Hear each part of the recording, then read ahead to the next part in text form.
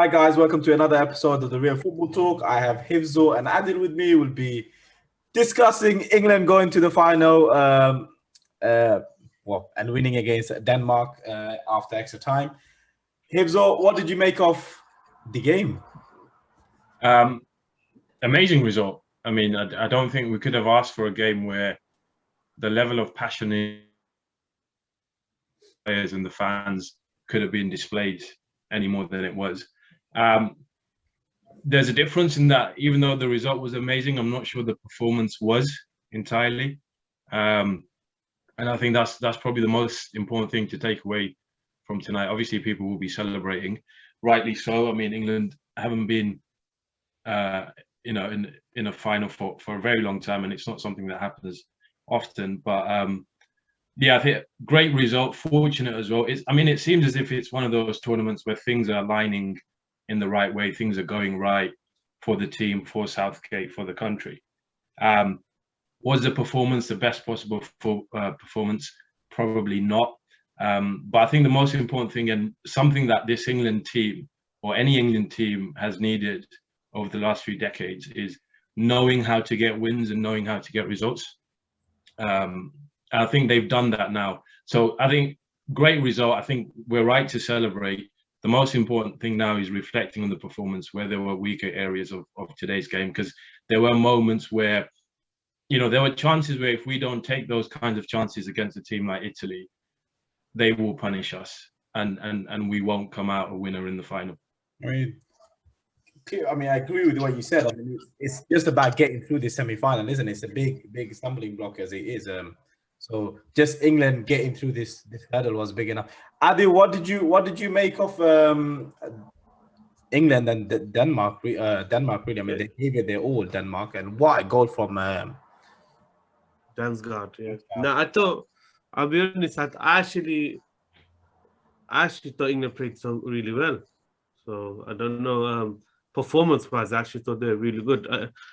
After they conceded, it was only England playing the game. It was only England dominated, and I actually was really impressed by the fact that they took the game to Denmark. At no point were they getting negative. At no point were they not taking the game or not looking to win the game or not looking to score.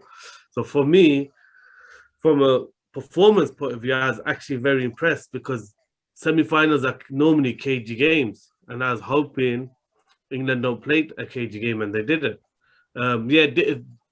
When Denmark scored, did Denmark figure it out and start to play a bit more football and get their way back into the game? Yeah, but that was for only 10 minutes of the game, which they got a goal. Other than that, it was England pushing the game, not playing with any fear, looking to score, looking to attack. So I don't know what more you can expect from an England performance. I mean, yeah, they had a lot of opportunities, maybe the right parts or the right decision didn't happen. But you also have to credit Denmark. I thought Vestergaard in defense was excellent today. The man last-ditch tackles he did, or flicks, or and they were defending deep with players in the box defending. So it wasn't easy to create real clear-cut chance. But as a performance, I was really encouraged, I should say, by England's performance. They took the game, even when they went to goal down. Just Denmark, I would say Denmark, obviously, I felt the manager choked a bit. Because the thing was, he changed to a 5-3-2, took out the threat that his team had with the wingers, and basically decided to hold on and try and play, kill time for penalties. Basically hit the ball direct, get into Poulsen. He knocks it into Braithwaite. It became a very predictable tactic, and you could see from the second half onwards the reason why it might seem like the performance wasn't as good from England was because Denmark were really good at wasting time. They were doing lots of tactical time wasting, lots of time. So there was a lot of fouls in the middle of the park and on the side, really, as well. Yeah, but then with each foul, whenever Denmark had the free kick, they took an age to get it going again. They were clearly playing for, penalties, even from then. And I think fatigue played a big part for Denmark, because in the second half, from the off, they looked really tired. They looked really tired from the off. I was like, oh, you could see the difference in energy levels. And I think that's why what forced the manager's hand in terms of making all 5 of his subs so early, to the point that in the second half of extra time, they were man down. I mean, he was one of the best players. I was surprised they took him off that early. I mean, it's because of the way England started the second half. They started the second half in such a dominant fashion that and I felt that too. It felt like England were going to score. It was inevitable England were going to take the lead. So to kind of stem that tide, he decided to change and get an extra man in the midfield, which didn't actually change much. I mean, they weren't a threat, and England was still dominating. Yeah, I think the thing with the performances, I think it's important to also assess the performance relative to who they're playing against as well, right? And I think has Adil dropped off? Yeah, I think so. Carry on. We'll wait for him to come out. That's right. He's probably gone out celebrating. I think the thing with the performance, what you have to take into account is there are areas of England's performance. I don't disagree with that. I think they played well, but there are areas where we can't afford to miss some of those opportunities against a team like Italy. You know, with Denmark, okay, yeah, if the right pass isn't there, or you don't play in Saka at the right time, or a number of shots today on the edge of the 18-yard box were just lack the composure against a team like Italy. You might, once you miss one of those chances or one of those key pass opportunities, it might not come again for a very long time in the game.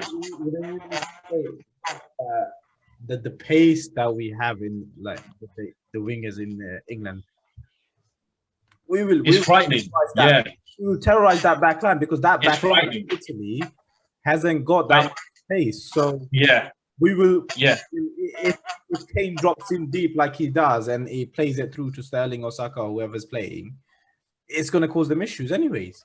Yeah, the thing for me when it comes to, when it comes to playing against Italy, the thing for me that worries me, it's not. I agree. I think the pace we've got from all of our frontline players, Sterling, Rashford, Saka, etc. Yes, we could potentially cause, very likely actually, be able to cause Italy's defense a lot of problems. The thing for me is, are we going to be able to get the ball into people like Mount, Foden, and Kane in the first place? And the reason I say that is the test for England, and it's going to be a good test because this will be a mark for us to see how good we are as a team and as a country coming against Italy, is the intensity and the pressure which will be placed under from the defensive line and also the midfield line to be able to play and get the ball to the final third. And I don't think that I think one of the areas I think will be tested on will be that midfield area. I'm a massive fan of Declan Rice, of Calvin Phillips, of Jordan Henderson. I think we've got some really, really top central midfield players. What I don't think they've had to do in the last few games, we've not really seen them need to beat the press or beat a pressing team or a team that plays with a lot of pressure on the front line against your defense in midfield. I think it's Germany. It's because Germany is. But the thing is, when you've got, I think when you play with two pivot midfielders or two defensive midfielders, the need to beat the press, and we've seen, just isn't as high to get past that midfield line. So when you've got Rice and Phillips both holding together, there is always an option to either go backwards or sideways. And the risk is going to be, if we keep doing that and we're not taking the ball, if one of the midfielders aren't taking the ball on the half turn when we can, or beating the press, or turning their man and getting that ball, first time if possible, or after they've taken a touch into the likes of Grealish, Kane, Foden, etc. If we can't do that, then it might become a bit challenging against Italy. If we can do that and we get to the final third, then I think we've got a great chance, because the flair, the speed, the combination play of our attacking players right now is ridiculous. Adi, sorry, so we were just discussing about England's.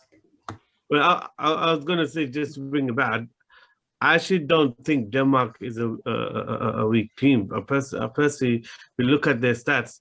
They lost 2 games in this tournament. First one was because of the Ericsson incident. Second one was to Belgium, who they outplayed for good 75 minutes of the game until Hazard and De Bruyne linked up. Other than that, they've only lost 1 game in like 30. They were one of the most informed teams. So, and their performance have shown that they're a very good team. So, I think they suffered today because of fatigue. Going on to the Italy game, I think the only worry I have with the Italy game is obviously Italy's being one of the teams that's performed the best. Much like Denmark, they play one way, but then we saw something different against Spain, which was they were happy to sit back and go back to their old school counter-attacking game, which we hadn't seen the whole tournament. So that's something that was different. But the main thing that worries me about Italy is the fact they're 4-3-3. Their 4-3-3 formation is the one formation where I think Southgate hasn't got it figured out in how to beat that formation, the way the high press in that formation, how to keep the attacking principle, how to fit it all in. That's the only one where, from what I've seen, he hasn't got both systems. Doesn't naturally have a good answer for it. Now, I don't worry about the Declan Rice Phillips situation, because I think even like we saw today, even against teams that drop off, England go back inside. They don't go through the center unless it's Harry Maguire. Or Walker done it for the first goal. Credit to Walker. Yeah. Walker does it sometimes. But Harry Maguire is the only one who looks like from anywhere from the back and he's the only one confident to play into the 10 positions. And Walker does it sometimes. So even whether he's pressing or not pressing, I don't think it makes a difference to this England team. They're not looking for their midfielders to pace the ball through. They're just there to draw out a midfielder and play it back or sideways. And sometimes it feels like we almost playing like a 4-3-3 ourselves anyway, because of kind of the positioning of Mount and how kind of wide he goes to the midfield. So it looks like a 4-3-3 rather than a 4-2-3-1 that we talk. Yeah, about. I mean, I still feel that's a big area where England could improve on. Is as good as Mount is off the ball. And again, and today we saw his virtues. People might not realize, but his virtue of soon as Denmark went to 3 in the midfield, and I've forgotten the name of the midfielder they brought, or Nogard. So they brought Nogard on, literally man-marked him at the game. Because what they're trying to do is they're trying to make Nogard pick up the ball and dictate it, and trying to push Højbjerg and Delaney to push up a bit more, kind of become box to box. But because he was marking Nogard at the game, Højbjerg had to come back and pick it up. So I mean, straight away, Southgate pointed that out to him, didn't he? Southgate kind of he pointed it out, but still, not there's not many 10s that can do it that good. It's like having it's a bit probably exaggeration to say, but it's like having a Kante in the 10 position. He is that good off the ball. I think Mount is excellent at winning the ball, and that's going to be an amazing battle, him against Jorginho, because they're club level, they know each other. I think that battle could be the biggest, most important battle in that game in terms of who dominates that game. Is the battle between Mount and Jorginho. So that is definitely a criticism, because Mount does not do enough to get the ball in the 10 positions. You got Sterling doing a better job coming in off the left and picking it up. And maybe that's a combination, maybe that's tactical, that they, that gives Sterling the license to kind of roam a bit more. Maybe it's by design, I don't know. But for me, I do think Mount doesn't do enough in the 10 position to get on the ball. But off the ball, he's really good. Yeah. Something. I think the other thing, sorry, no, I was just going to say the other thing to also, I think, give Southgate credit for is when we talk about formations and lineups, I think he's gone with the right formations. If you look at the last three knockout games and considering who his opposition is and who he's coming up against, particularly in whether he chooses to play 5 at the back or 4 at the back. And obviously he's received criticism in the past, of saying, oh, constantly England playing 5 at the back, we're too defensive, we need to be a bit more bold, we need to be more ambitious, believe in our attacking talent, etc. And what, I was talking about this, the last game when we beat Ukraine 4-0, that's something where he's done the right thing. And against Germany, you set up with 5 at the back, maybe you're a bit more cautious, you're keeping the ball a bit more and waiting for the chances to open up. Whereas against the Ukraine and the Denmark, he's been comfortable enough to go with 4 at the back, play the extra man in midfield or attack, and actually look to attack the game from the first minute off. We saw that, obviously in the Ukraine game in terms of getting off to a great start when the first goal went in. And then after that, it was a case of, okay, it's clear that more goals are going to come. Secondly, even today in the first 5 minutes, the pressing, the pressure placed on Denmark from the off and saying, look, we don't care about, we're showing you less respect than we might with other teams because we're going for it. And I think that's really positive to see. I'm not sure if we've seen that as much in previous England teams. And, I think if we can go with a similar attitude against Italy in the final, I think it will serve us well. But I think today they went back to the 5, but yeah, later on. Later, when they started, I think they were 4. I did think, I think against Ukraine, it worked out because Ukraine played it 5-3-2.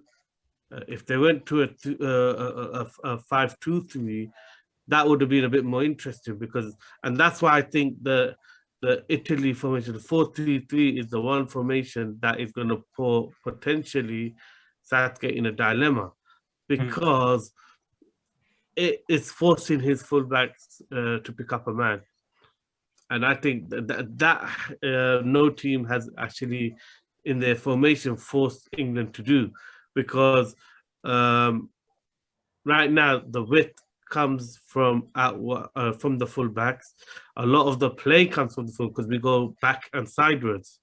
So once you're playing 4-3-3, they're under constant pressure the whole time, and they haven't got you've no longer got the easy out ball. So yeah, potentially what Hifster was alluding to in terms of Phillips and Declan Rice having to turn out, having to be a bit more. That question may come out, or it might be England just end up going a bit more direct. I'm saying, but I think that's going to be the interesting thing is England have played formation, but they've always had enough cover against the opposition's attacking players. Mm-hmm. And this will be the first game where potentially, if he goes flat at the back, he's challenging his fullbacks to be better than the opposition wingers. And Insigne is not easy to defend against. No, whoever it's against, whether it's Trippier, Walker, he's a really tricky attacker. Berardi and Chiesa are good, and their patterns, we saw it even against Spain yesterday. Italy's patterns are very good. They know what they do. Suddenly, Immobile will come from an offside, come and link it out of nowhere, and play. So they're really good at working as a front three, the partnership. So yeah, I just think if they go to 5 at the back against that formation, then there's going to be criticism of them being really negative, especially in a final. And you can see that 5 getting pinned back. Yeah, with the pressure. And I think that was, I think you've kind of helped to explain my previous point around them struggling against that 4-3-3, where right now, up until now, even, Rice or Phillips, midfielders picking the ball up in their own half and starting the play, more often than not, if they get into a tricky situation, they will always have one clear outlet as a pass, whether it's to the opposite fullback, back to their centre-back, or even to the parallel central midfield player. Against a team where you've got Italy's formation with 3 up top pressing, and then also 3 energetic midfielders. You know, I'm thinking even the likes of Verratti, who's just intense in his off-the-ball play. When you're picking that ball up in your own half as an England player, and you've taken your first touch and you're looking up, the number of options you might have compared to what you've been used to and comfortable with, I think are going to be a lot more reduced. And you're either going to be forced to play a lot quicker and more intricately, or if not, like you said, go more direct, you know, looking for your Sterlings, your Sakas, your Rashfords a lot earlier on in the game. Yeah, and you know, direct against Chiellini and Bonucci. I mean, you know, I can't see. I mean, look at the way they just marshaled Lukaku out the game so easily. You know, there was nothing coming into Lukaku with them two around. So, yeah, I do think Sake will go with the 4-2-3-1 simply because of Jorginho. I mean, if they don't match up 3-4-3 in that midfield, I could see Italy dominating that game quite easily because possession-wise, you know, it's going to be very difficult to stop. And look at how much Spain paid respect to the abilities of Jorginho. They played a false 9, you know, just to kind of mark Jorginho at the game yesterday. Yeah, they played around, but they matched up down that midfield, that extra man down the midfield with the false 9 system. So, yeah, clearly that battle is going to dictate a lot. Something we kind of missed because of our excitement and getting to the final. Did you guys think that was a penalty? No. I'm not gonna lie. This is what I was saying around, you know, being fortunate and everything aligning when you need it. I personally don't think it was.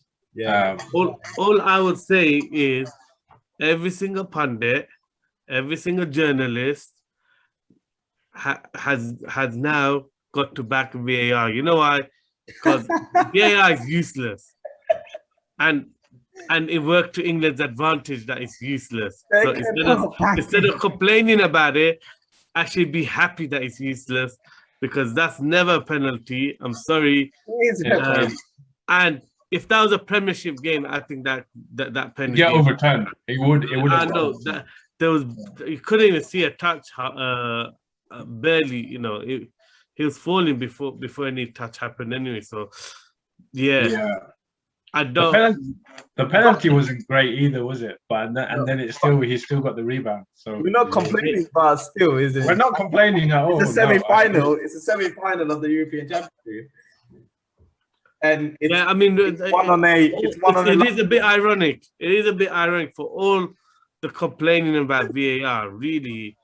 And I think VAR has been used excellently in the tournament, and I hope the Premiership learned something from this.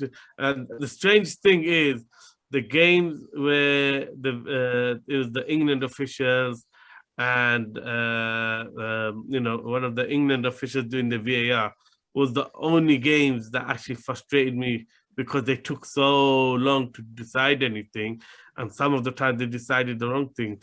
And so you can clearly see it's actually a Premier League issue. It is. They don't know how to use it, but they want to micromanage the game too much. They get too involved. When they used it in the World Cup, I think the first time they used it, if you saw the way they used it, it was really good. And then they implemented it in the. What about in this tournament? I think it's been excellent in this tournament. I'm talking in terms of the first place where it was used and how it was used. Everyone thought, you know what, this is brilliant for the game.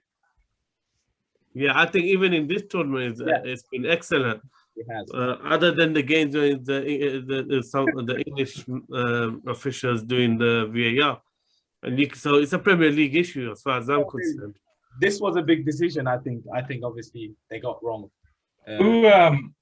Luckily, there any player for you guys that particularly stood out in today's game from an England point of view? From an England point of view, for me, I'll be honest, I thought this was, in my opinion, both Sterling and Kane's best games. I thought Sterling was phenomenal today. He might not have got the goal, but I'm really happy to see that he's back on form. His confidence is up, and he's actually running and beating men and players and committing. He still needs to improve on releasing the ball and making the right decision.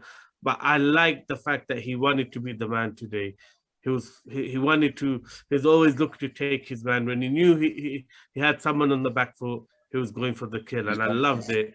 I thought Harry Kane, was really good in that he's basically playing a 10 and a 9, and to play and dominate three centre backs the way he did. I don't think you can underestimate it. People won't see the beauty of it, but I thought he was amazing. Really was. Really good. I think I'd agree. I think there's two things which I really hope people actually appreciate from Harry Kane. Despite some of the criticism he got earlier on in the tournament from today's game, is one, the guy's level of intelligence when it comes to playing football on the pitch, in terms of switching between, understanding his own players' movements and adapting his own game to then dictate whether or not he needs to drop in and play as a 10 or he needs to play as a man up front as a number 9.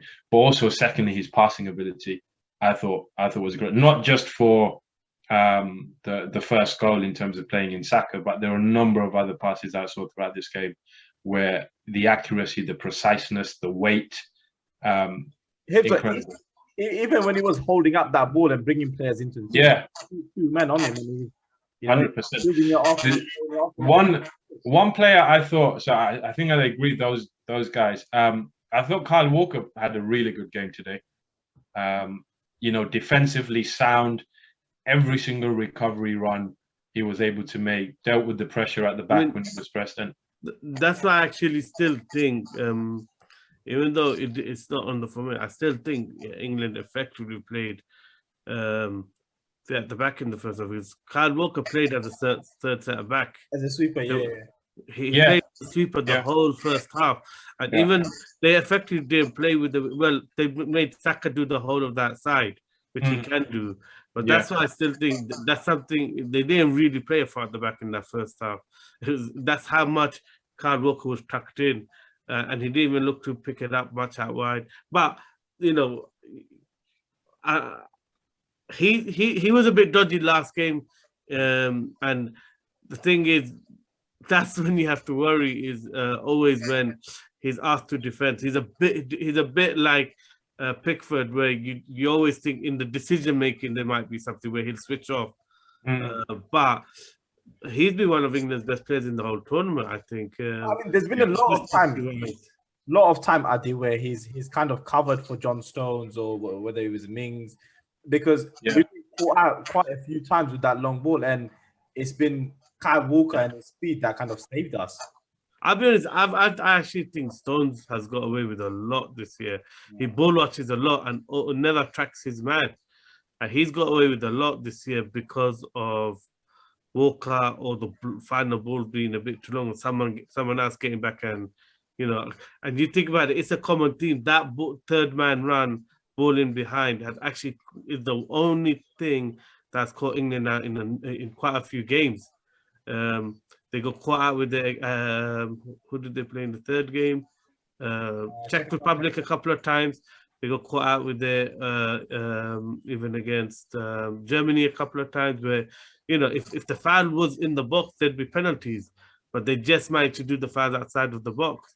So and ended up giving away free kicks. So that is, and even in the first half today, the same move nearly paid off. So that is definitely an area. And if you look at it, every time it's Stones who's ball watching. But lucky for him, he's got Walker, his club teammate, covering for him. Yeah, I thought Saka was really good today. I was actually a bit annoyed when he did get taken off, because at that time he had just roasted his man twice, and then I was like how are you taking him off when he's just roasted Vestergaard twice in a row? I mean, I thought he was just running riots against Vestergaard because Vestergaard didn't want him, and I thought that would be a ploy to keep using him on that, to maybe get him. Do you think he'll stick with the same lineup for Sunday as today?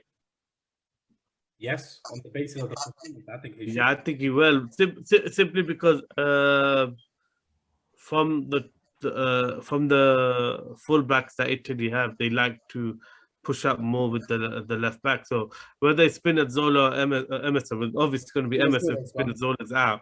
Emerson plays in the same way. He's the guy bombing forward, pushing on, joining in the attack, creating, because that allows Insigne to cut in. So they still keep their natural width with Emerson bombing forward. So I think because of that, it's going to be Saka, because Saka, we know, will work hard, will track the fullback, and then also has the intelligence to cause problems. So I have a feeling if they're going to stick with same Saka. lineup. Yeah. Yeah, I agree. Biggest question of the night to you both. I'll go to you, Hibs, first. Is it coming on? It has to. I think it has to after tonight. It has to. Of course, it's coming home. I think it has to. I think, look, we can be, the way we are on some of our podcasts, we can be very analytical and give a balanced view. But look, I think channeling the optimistic side of me, I think England for the win on Sunday. It will be a tough test. And the other thing as well is, look, I think, some people are saying we would have much rather preferred having Spain in the final. It would have, might have been an easier game. In some ways, yes. In other ways, maybe not. But we've got a very tough, rigid, mentally challenging, physically challenging game against the top side who've done very well this tournament.